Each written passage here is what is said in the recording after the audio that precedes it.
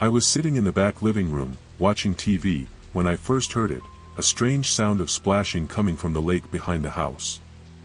At first, I thought it might be an animal or maybe the wind causing ripples in the water.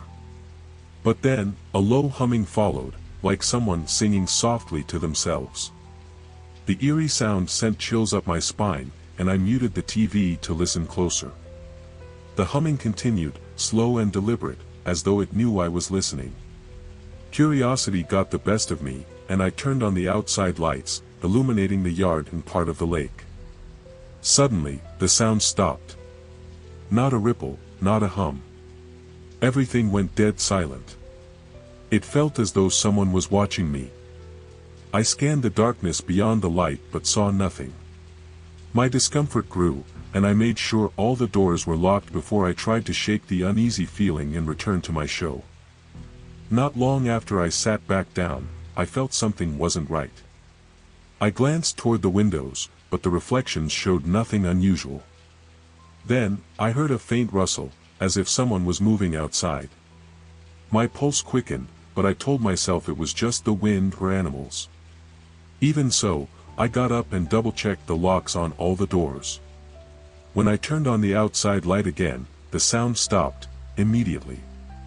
The silence was heavy, oppressive, as if someone out there didn't want me to know they were there.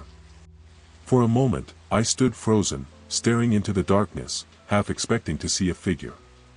My instinct screamed at me to leave the lights on and pretend I hadn't noticed. It felt like whoever, or whatever, it was, knew I had spotted them. I tried to relax, but the silence was unnerving. Minutes later, just as I began to feel calm again, I heard it, a heavy, slow breathing coming from the window nearest to me. My body stiffened, and before I could move, a voice followed, "I see you." The words were whispered, deliberate, and they made my blood run cold. I slid down onto the floor, flattening myself behind the couch, hoping whoever was outside couldn't see me. My breathing was shallow, my hands shaking as I clutched the knife I had grabbed earlier. The voice didn't come again, but I could still hear that breathing, as though it was pressing against the glass. I was too afraid to look, afraid to confirm the face I knew must be there. After what felt like hours, I forced myself to stand, knife in hand, and check around the house. My steps were quiet as I made my way to the back deck, and that's when I saw them, wet, barefoot footprints leading from the lake to the house. My stomach dropped. Someone had been out there, someone who wasn't afraid of the cold water or the dark. Then I saw it. A movement caught my eye near the side of the deck. Slowly, I turned my head and froze, two eyes and a forehead barely peeking above the edge, staring straight at me.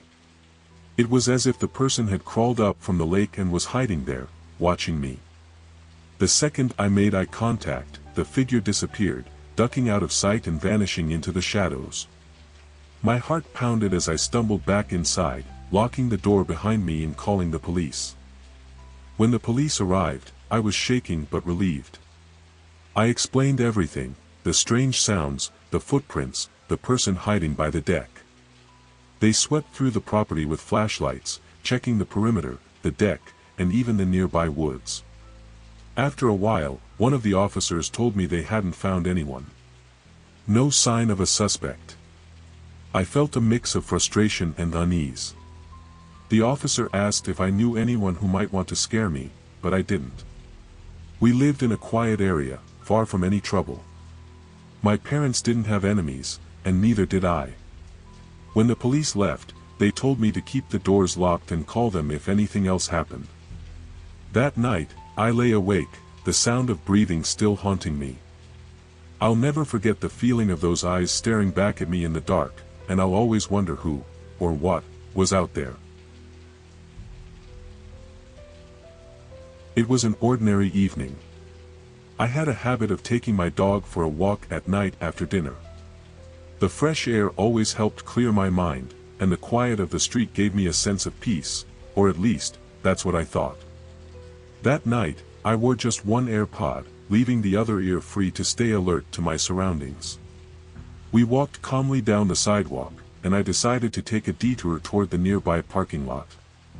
It was poorly lit, but I had never had any issues there, so I went forward without hesitation. As we approached the parked cars, something unexpected happened. I heard a muffled sound, almost like a whisper, coming from the direction of the vehicles. I froze instantly, trying to figure out what it was. The word was clear but strange: help. My breath caught in my chest. Was someone asking for help? I scanned the area, searching for anyone who might need assistance, but there was no one. Just the parked cars and the shadows between them. The worst part was the tone of that voice. It sounded wrong. It wasn't natural, as if it was forced or recorded.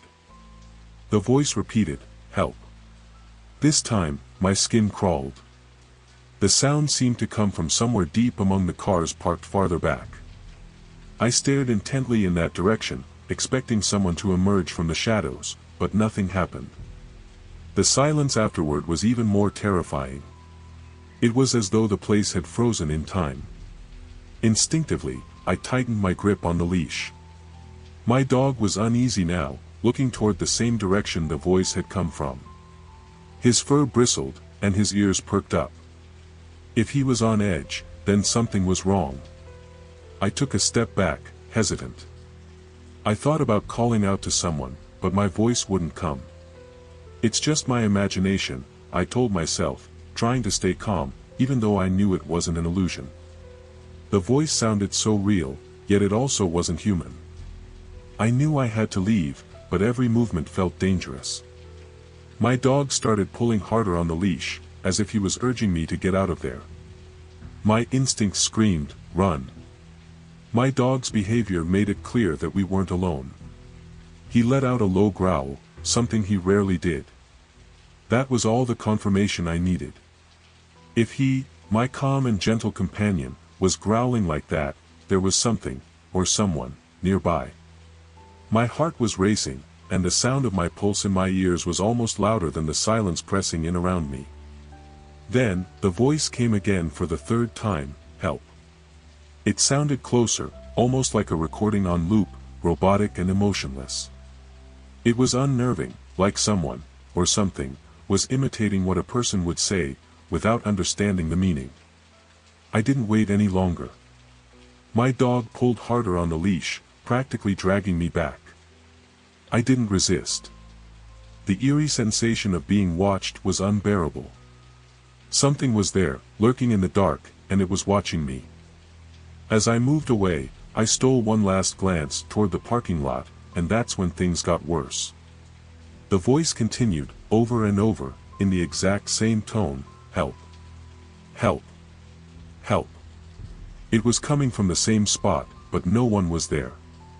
My brain tried to rationalize it. Was it a prank? Someone hiding? Or something worse? For the first time, the thought of something supernatural crossed my mind, and a wave of fear washed over me. I ran, leaving any attempts at logic behind.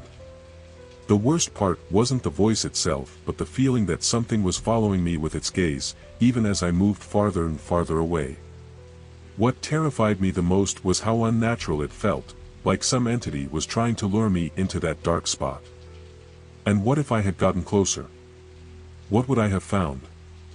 When I finally made it home, I burst through the door so fast I almost tripped over the rug in the entryway.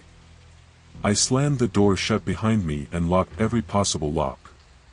My dog panted heavily but continued staring at the door, as though expecting something, or someone, to appear there at any moment. My hands trembled so much that it took me a few seconds to turn on the living room lights. I collapsed onto the couch, trying to steady my breathing, but that voice, "Help," kept echoing in my mind. When I told my mom what happened, she brushed it off. "It was probably a homeless person or someone playing a prank," she said, as if that made sense. But it didn't make sense. Nothing about that voice was normal. For days, I avoided going anywhere near that parking lot. Every time I closed my eyes, I heard the sound, crystal clear in my mind. And the worst part? I still don't know what was there, hiding in the shadows, watching me.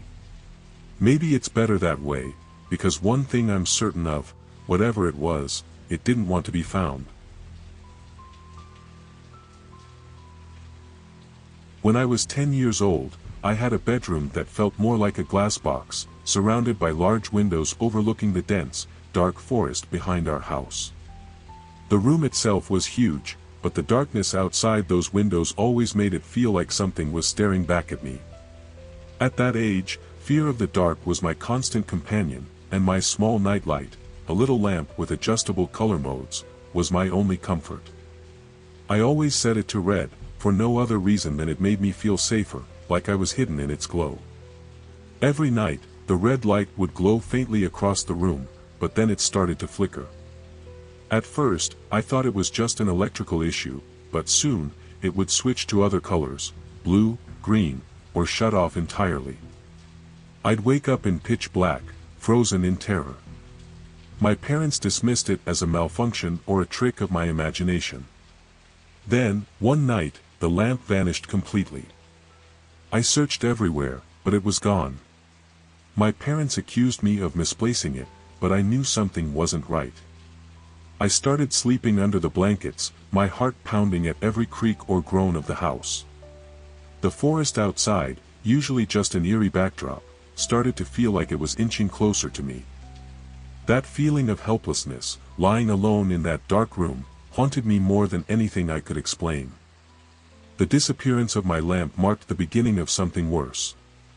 My parents were still convinced I was making things up, but the fear inside me was growing. I would wake up suddenly, heart racing, without knowing why. It was as though something was pulling me out of my sleep. On some nights, I'd hear faint thuds or scuffling sounds coming from the closet, but I was too terrified to get up and check. I begged my dad to look, but he was irritated and told me to stop watching scary movies. One night, I woke up to a loud thud that came directly from the closet. It was unmistakable. I froze, barely breathing, straining to hear more. For what felt like an eternity, I heard nothing, but then, there it was again, a soft scratching sound. My heart felt like it would burst out of my chest. I whispered for my parents, but no one heard me. I stared at the closet, waiting for it to move, but it stayed still, its door slightly ajar like it always was. The next morning, I tried explaining it again to my parents, but they just rolled their eyes. I couldn't blame them, I sounded like a kid with an overactive imagination. But deep down, I knew there was something else going on. Something horrifying. The sounds didn't stop. For several nights, I woke up around the same time, like clockwork, feeling as if I'd been pulled awake on purpose. By now, I could hear the noises more clearly, something shuffling inside the closet, slow and deliberate. At times, I thought I heard breathing. I didn't dare move a muscle, lying frozen under my blanket with only my wide eyes peeking out. I decided I couldn't stay quiet anymore. One morning, after a particularly bad night, I told my parents again. My dad, frustrated and skeptical, finally agreed to check the closet. He opened it, rummaging through my clothes and boxes, and then slammed it shut. "See? Nothing," he grunted, shaking his head. But I wasn't convinced. I told him the sounds were coming from behind the closet, not inside it. Annoyed, he left me alone, muttering that I needed to grow up. That night, the noises were louder than ever. It felt like whatever it was knew I had told someone. My room felt colder, and every shadow seemed sharper, more alive. I lay there, shaking, wishing for the sun to rise faster. It all came to a head when I refused to sleep in the room unless my dad checked the closet properly. Grumbling, he stomped into my room with a flashlight and started emptying the closet. Clothes, toys, and boxes piled up on the floor. Then, as he went to move an old poster I had taped on the wall, his face turned pale. He ripped the poster off completely, revealing a gaping hole in the wall. Behind the hole, we could see a narrow tunnel, dark and jagged, leading straight out of the house. My mom gasped, and my dad stared in disbelief. He grabbed his flashlight and shone it inside. The tunnel extended far enough that we couldn't see where it ended, but we knew it led to the forest. There were faint signs of footprints in the dirt, fresh footprints. My stomach dropped. Someone had been coming into my room. My parents immediately called the police, and my dad barricaded the closet with a bookshelf while we waited. I sat in the living room, wrapped in a blanket, watching as officers inspected the hole. One of them walked into the forest with his flashlight, but he came back shaking his head. They didn't find anyone, but they confirmed what we already knew: someone had been in that tunnel recently. That same night, we packed what we could and left the house. My parents were silent during the drive to my aunt's house, their faces pale and serious.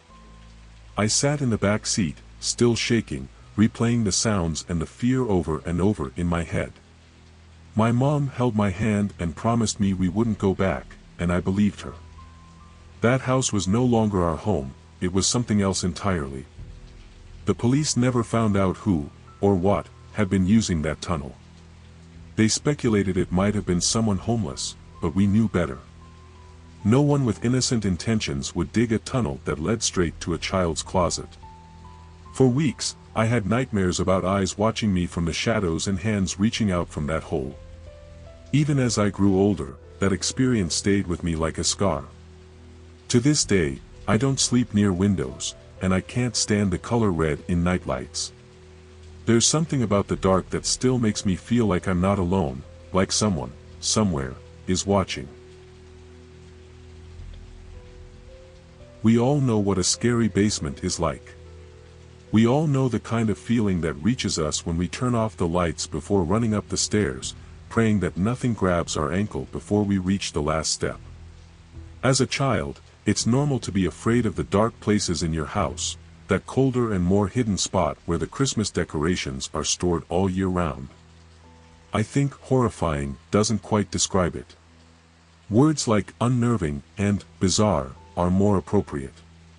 However, for me, there was a place more terrifying than all the others: our newest bathroom, located in the basement, which, to my view, only harbored torn pieces of wall, a stench of dirt that seemed to cling to anyone who entered, and spiders the size of rats in every corner, sometimes sneaking into your socks.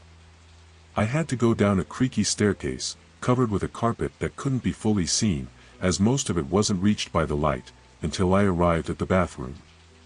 There, I would take my showers every morning. There, I would protect myself with the door closed, the only remnant of the old bathroom still in place. Naturally, the door would be the last part to be replaced. The part of the bathroom that wasn't like the others, and it would need to be substituted.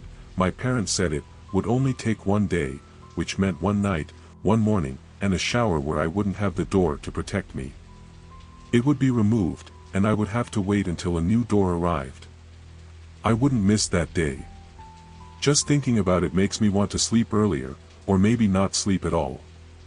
I turned on the shower, letting the first jet of cold water run, and a few seconds later, only warm and relaxing water was flowing. The shower was like all the others, that's what I kept telling myself, stepping into the box and closing it behind me. I observed the objects that now rested on the other side of the glass, completely distorted, and with the bathroom door not in place, I could almost clearly see the laundry room. I moved, still observing the things through the glass, and all I seemed to see were small creatures writhing with one another, knowing that this was the time to attack. There's a specific kind of feeling that seems to take over your entire body as soon as a distinct presence is noticed. You try not to draw attention, like freezing in a certain position, but the ice seems to want to crack, so you try not to move, try not to breathe. That was me at that moment. I stepped determinedly under the shower, shivering as my body remained warm in the water and trembling when I noticed how cold my toes felt. I poured a bit of shampoo into one hand and applied it to my hair, quickly ducking back under the shower and opening my eyes as fast as I could, just to be sure that the things on the other side of the glass were still the same. But closing my eyes was inevitable, and I repeated the action, furiously washing my hair so I could open them again. With only 4 senses working, I began to panic, and it was at that moment that the water, which had been delightfully warm, turned cold. I stepped away from it quickly, my mouth opening automatically as I let out a small gasp. I turned back again, placing one hand under the water and waiting for it to return to normal temperature. I'm still waiting, and it's still cold. I might have turned off the shower and turned it back on, or waited a little longer to be rewarded with a jet of hot water. That would have happened if there hadn't already been a hand on the handle. I opened my eyes immediately as it felt like every muscle in my body was trying to pierce through my skin. Then came the burning, and just as suddenly as that, rays of light seemed to reach my eyes and face. I needed to open my eyes, but I couldn't. There's a specific kind of feeling that hits you when you realize you're in danger, but you can't use your senses. It feels like the feeling that accompanies you when you wake up in the middle of the night after hearing a noise and can't find the light switch in the dark. You drag yourself out of bed and tiptoe in total darkness. Turning on the light is your only thought, but for some reason, the switch seems to deceive you. Your hand searches frantically on the walls, your heart beats so hard it seems to deafen you as you walk in circles through the place. Right now, that's me. This is all too much for my mind. I'm trembling as I curl up on the bathroom floor, that feeling. Like spiders crawling all over my body as I wait for someone to touch my wet skin. My eyes still burn, and I try to grab some cold water that still flows from the shower, throwing it at my eyes, trying to open them at the same time. I blink a few times with my face turned downward and try to gather all the courage possible to fix my eyes on the handle, and while the cold water still hits me, I realize the hand is no longer there. It was as if life had returned to my body. I was almost convinced that I had imagined everything. I would have stood up and finished my shower in the now hot jet of water flowing from it, with all my senses functioning. That would have happened if a cold breeze hadn't entered the box and reached my skin, sending a massive chill down my spine and arms. I would have convinced myself that I had imagined everything if that thing had remembered to close the box door. My father loved clocks. Actually, not just clocks, anything that controlled time fascinated him, but his house was full of clocks. Large grandfather clocks, small cuckoo clocks, even shiny metal art pieces with hands pointing at odd angles. The jewel of his collection was an old German wall clock, made around 1870. It had belonged to his grandfather, who had bought the piece from a Russian soldier during World War II. My father used to tell me that the clock had once hung on Heinrich Himmler's wall during the war. When my father died, my mother didn't have the patience to clean or pack everything, so the task fell to me. As per my father's last wish, most of his collection was auctioned off, and the money was placed into a savings account to ensure my mother's comfortable life after his passing. Hundreds of wristwatches, wall clocks, and even some stopwatches, everything was sold off in bulk, everything except for that German clock. That was left to me, and in his will, he insisted I keep it. I never really cared for clocks. The ticks and tocks in my father's office used to drive me mad, and as a teenager, I refused to wear wristwatches. The only clocks I ever had in my adult life were on my phone and computer. I tried to convince my mother to keep that old box, saying I felt bad about taking away the last piece of my father's collection from her. It didn't work. She insisted it had to be passed down from generation to generation, and one day, I would pass it on to my son. I couldn't say I hated the thing, so I took it home and placed it in an unused room that I'd been promising to turn into an office for years. The first night, I could hear it through the walls. Tick-tock, tick-tock. 2 rooms away, and still the sound pierced into my skull, disturbing my sleep with a sense of urgency and panic. The ticking always gave me the feeling that my time was running out, as if I could feel the end of my life approaching. It wasn't a restful night. In the morning, I took it to the garage, alongside childhood trophies and the sweater my grandmother had sent me for Christmas, and headed to work. My head throbbed, and my eyes burned all day. I thought I was coming down with something. I ended up leaving work 2 hours early and going home. A nap would fix everything. Tick-tock, tick-tock. The sound of the old German clock greeted me as soon as I crossed the front door. While I was out, someone had placed it on my counter. At least I assumed that was the case, even though I live alone except for a huge orange cat I rescued from a shelter 3 years ago. Schrödinger was sitting on the counter, staring at the clock as if waiting for an attack. I was certain, for obvious reasons, that the cat hadn't brought it back inside. My security system logs whenever someone enters the code, so I checked to see if my mother had come by unannounced. No one had been there since the morning. Could I have done it myself? I don't function very well in the morning. Once I put my sunglasses in the freezer instead of the ice tray and didn't realize it until dinner. That's when I did the stupidest thing possible, something I deeply regretted a few days later. I just shrugged and didn't care. The clock went back to its place in the empty room. Tick-tock, tick-tock. The sound followed me around the house as I completed my nightly tasks. I fell asleep to the ticking and dreamed of screams and the sound of bones being crushed and ground by the gears of an old clock, a nightmare I hadn't had since childhood. When I woke, the clock seemed to be ticking impossibly loud, and my mouth was dry as though I'd been chewing cotton balls all night.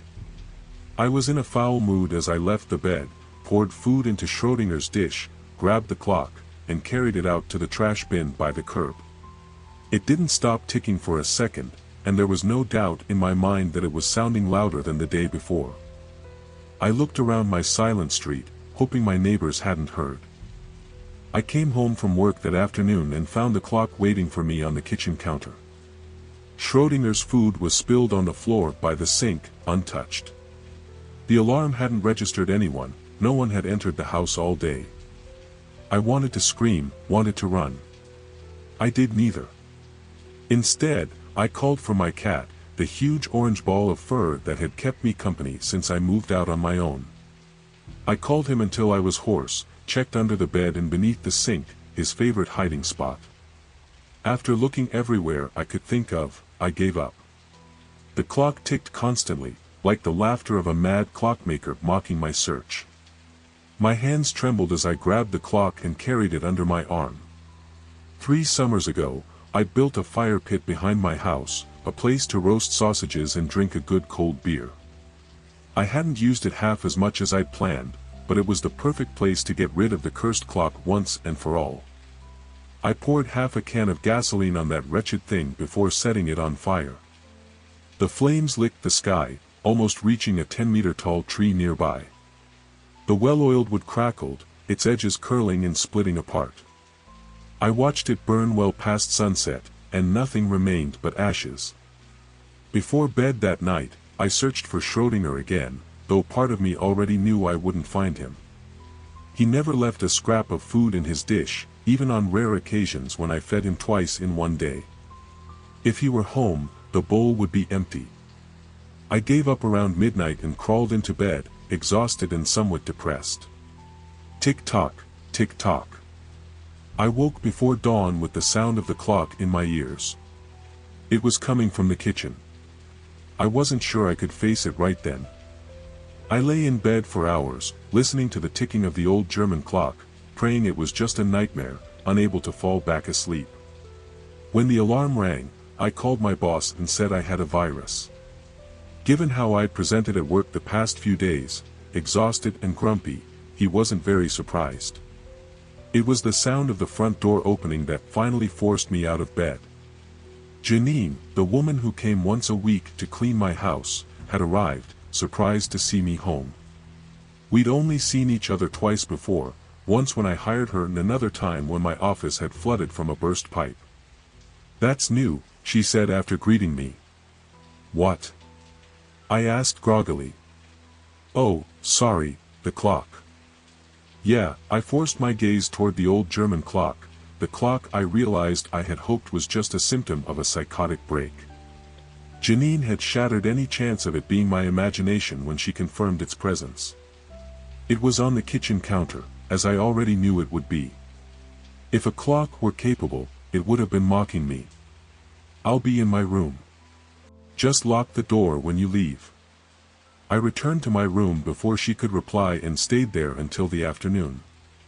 Janine didn't even bother to pass by my room to say she was leaving.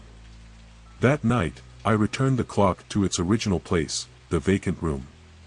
It ticked furiously, the metal pendulum held behind unbreakable glass I was sure I'd seen shatter in the fire. Holding it in my hands, I swore I felt a warm pulse beneath the wood, like a black heart pumping hot blood through the clock's metallic innards. The weekend arrived, and I was glad to know I wouldn't need to cross paths with anyone until Monday. My nights were filled with dreams of death and destruction, of an ancient forest covered in mist where thin, thorny, twisted branches grabbed and trapped me. I began hearing the sound of wind rustling through the treetops even while awake. With each passing hour, the tick-tock of the clock sounded more like an insane, rhythmic heartbeat. On Sunday morning, the police knocked on my door, pulling me from a nightmare where thick, polished tree branches were strangling me. 2 plainclothes detectives stood at my door, and I invited them in without saying a word. My eyes were watery, and I wore the same pajamas I'd put on Thursday night. The clock ticked in the kitchen, where it insisted on returning. The first thing the detectives asked was if I was okay. "I'm fine. Just a little unwell. Can I help you with something?" I replied, though the truth was I felt far from okay. "We're looking for a missing person, Janine Blakely. According to the company she works for, she never returned after her Friday rounds, and your house was on her schedule the day she disappeared." I felt the color drain from my face as the detective spoke. I fell into a chair nearby, its legs scraping the floor. The detectives looked at me suspiciously, their hands hovering dangerously close to the guns at their waists. "Missing? Janine is missing. Sir, did you see Ms. Blakely the day she disappeared?" Yes. I was home, I wasn't feeling well. She arrived at her usual time." "What time was that?" "Around 10 in the morning," I said. "The last time she notified the company of her tasks was just before she arrived here, then." "Did you see anything suspicious, notice anyone following her?" "No, we barely spoke. I stayed in my room while she cleaned the house. I didn't see anything." "Sir, do you mind if we take a look around the house?" the lead detective asked. The way he asked, it was more of an order than a request, and I felt that refusing wouldn't buy me any time. "Yes, go ahead." I leaned back in the chair, massaging my temples. 3 days of instability, ticking, and nightmares all night had given me a migraine. The detectives searched the house while I sat, answering occasional questions they asked. One of the detectives returned, holding a small black object in his hand, his eyes focused on me. "Sir, do you have a cat?" Sitting there, I saw what the detective had found, a small black collar with a red clover-shaped tag. I knew the name engraved there and remembered the day I bought that collar and how much he had hated it until he finally accepted it like everything else I got him. "I did. Where did you find this?" "Oh," the detective handed me the collar, "sorry. It was on the kitchen floor. You said Ms. Blakely was here the day she disappeared, that she cleaned the house and left. Was it typical for her to leave things like this on the floor?" "I can't say. Like I said, I was sick. I stayed in my room all day," I said. "Understood," he said as his partner returned from the garage. They kept a certain distance, while I ran my fingers over the engraving on the collar. In the end, the detectives left with the promise that they'd contact me again. I could have told them that looking for Janine was pointless, that they'd never find a trace of her whereabouts, but what use would that be? I'd be arrested as a suspect, and then they'd release me when they found nothing to incriminate me. And during that time, the clock would keep ticking. Unable to sleep and desperate for a bit of peace of mind, I left the house for the first time in days. My suburban neighborhood recreated that 1950s charm, with a single main avenue lined with local shops. Now, half of those stores were closed, but not long ago, it had been the gathering place for most residents on weekends to enjoy artisanal ice cream and soak up the summer sun. It was this suburban charm that had convinced me to buy a house there. Walking down the quiet streets, I almost managed to forget the misery waiting for me at home. The collar in my fingertips made sure I didn't. When I passed Phil's Emporium, a small dusty store where I'd bought a humidifier for my father about 5 years ago, I heard it.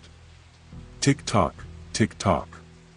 Not the loud, shrill sound of the old German clock, but the gentle and comforting tick of a Swiss wristwatch displayed in the window next to a modern digital clock.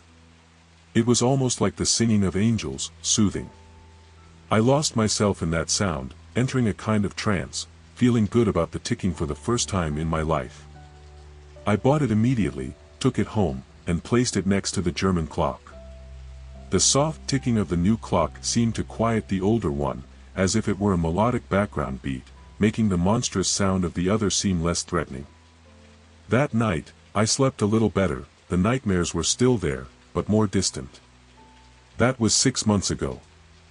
They never found Janine, and the detectives never contacted me again. I never found Schrödinger and couldn't replace him. I've bought more clocks over time. Not just clocks, anything that controlled time fascinated me, but I have an entire room filled with clocks. Antique clocks, coffee table clocks, large grandfather clocks, even small clocks made by 3D printers that I ordered online from a shop in Austin. And in the center of all of them, ticking softly among hundreds of others, sits the old German clock, the jewel of my collection.